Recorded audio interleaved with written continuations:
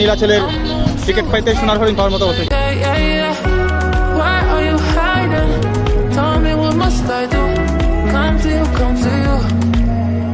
Hello everyone, আসসালামু আলাইকুম। কেমন আছেন সবাই? আলহামদুলিল্লাহ, আমি ভালো আছি। ভিডিওর টাইটেল দেখে হয়তো এতক্ষণে বুঝে গেছেন আজকের ব্লগটি কী নিয়ে হতে যাচ্ছে। আপনি যদি বান্দরবনের নীলাচল আগে ভ্রমণ না করে থাকেন তাহলে হ্যাঁ, আজকের ব্লগটি আপনার জন্য। কোনো ধরনের স্কিপ না করে ভিডিওটি পুরোপুরি শেষ করার জন্য অনুরোধ রইল।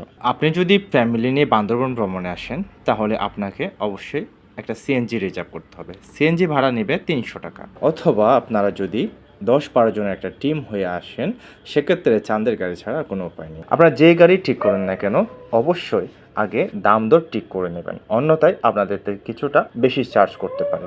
একটা বিষয় বলে রাখি, বান্দরবন শহর থেকে নীলাচলের দূরত্ব হচ্ছে মাত্র 5.8 কিলোমিটার। তো আমরা যেহেতু ফ্যামিলি ট্যুরে ছিলাম, আমরা 4 জন, আমরা একটা সিএনজি রিজার্ভ করেছিলাম যেটা ভাড়া নিয়েছিল 300 টাকা। তো আমরা একে অপরের সাথে মজা করতে করতে কখন যে নীলাচলের গেটে চলে আসছি সেটা ঠেরই পাইনি। রাস্তা যেহেতু বেশি দূরে না তাই খুব তাড়াতাড়ি চলে আসে। ফর ইউর কাইন্ড ইনফরমেশন, নীলাচলের এন্ট্রি ফি হচ্ছে জনপ্রতি 50 টাকা। ভাই চারটা দিন তো, চারটা দিবেন। একটা দিন তবে, চারটা একটা নীলাচলের টিকিট পাইতে সোনার হরিণ পাওয়ার মতো অবস্থা হচ্ছে। টিকিট মাগার ভিতরে, টিকিট মাগার ভিতরে চারজন, 1 2 3 4। এখানে যে ইয়ে আছে না, সুইং ইয়া কোথায় বন্ধ? বন্ধ, এটা বন্ধ বন্ধ বন্ধ বলে না, বন্ধ বন্ধ। নীলাচলের মেন গেট দিয়ে ঢুকে আপনারা এই সুন্দর ভিউটা পেয়ে যাবেন। তবে এই সৌন্দর্যে প্রেমে পড়ে গেলে চলবে না, সামনে আরও অনেক কিছু আপনার জন্য ওয়েট করছে। চলেন ওখানে যাই। প্রায় 5 মিনিট হাঁটার পরে আমরা আসলাম হচ্ছে নীলাচলের মেন পয়েন্ট। এখানে আপনাকে ছবি তোলার জন্য অবশ্যই লাইনে দাঁড়াতে হবে, সিরিয়াল মেনটেন করে আপনার ছবি তুলতে হবে। আর এটাই হচ্ছে নীলাচল পর্যটনের মূল পয়েন্ট। এবার চলেন মূল আকর্ষণের দিকে। এই হচ্ছে মূল আকর্ষণ, যেখানে দাঁড়িয়ে আপনি স্বর্গীয় সুখ উপভোগ করবেন। কয়তলা হবে দিদি?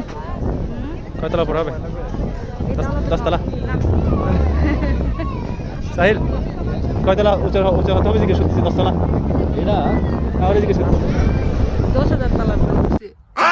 মাশাআল্লাহ, আমার বউয়ের আইডিয়া সম্পর্কে প্রশংসা না করলে একদম বিতা যাবে সব কিছু। তো এটা হচ্ছে নীলাচল পর্যটনের একদম উপরের অংশটুকু। আর এখানে দাঁড়িয়ে আপনি আপনার জীবনের স্বর্গীয় সুখটুকু উপভোগ করবেন, যেটার কোনো তুলনা হয় না, যেটা ভাষায় প্রকাশ করা ইম্পসিবল। আমাকে দেখে হয়তো আপনারা বুঝতে পারছেন কি একটা ফিলিংস। আর এই পয়েন্টে এসে দাঁড়ালে আপনি পাখির চোখে বান্দরবন শহরটা দেখতে পারবেন। ওই যে দূরে দেখতে পাচ্ছেন, যেদিকে যাবা সেদিকে খালি। আমরা যেহেতু ঈদের মৌসুমে গিয়েছিলাম তাই এখানে প্রচুর পর্যটক। আপনাদেরকে সাজেস্ট করব ঈদের মৌসুমে না গিয়ে অন্য কোনো হলিডেতে আপনারা নীলাচল পর্যটন থেকে ঘুরে আসবেন, তাহলে মানুষের সংখ্যা একটু কম থাকবে। আর যদি আপনি সরকারি ছুটির দিন আসেন তাহলে এত মানুষ থাকবে যে আপনি এই সুন্দর ভিউটাকে এক্সপ্লোর করার জন্য কোনো চান্সই পাবেন না। অনেক কষ্ট করে আসবেন, সুন্দর ভিউটা উপভোগ করতে পারবেন না, অনেক কষ্ট হবে। তখন দেখবেন আপনার 16 আনাটাই বৃথা। নিজের প্রিয় মানুষটাকে নিয়ে একটা প্রিয় জায়গায় আসবেন, সুন্দর ভিউটা এক্সপ্লোর করতে পারবেন না, তা তো হতে পারে না। তাই বলছি সরকারি ছুটির দিন বাদে অন্য দিন আসবেন।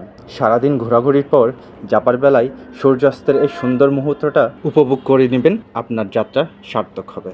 নীলাচল তো গেল, এবার আসি হচ্ছে রাত্রে খাবারের বেলায়।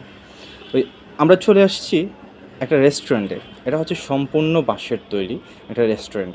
রেস্টুরেন্টের নামটা হচ্ছে মৈত্রী। ওদের প্রত্যেকটা খাবারের আইটেম এত সুস্বাদু, এটা আসলে অসাধারণ অসাধারণ।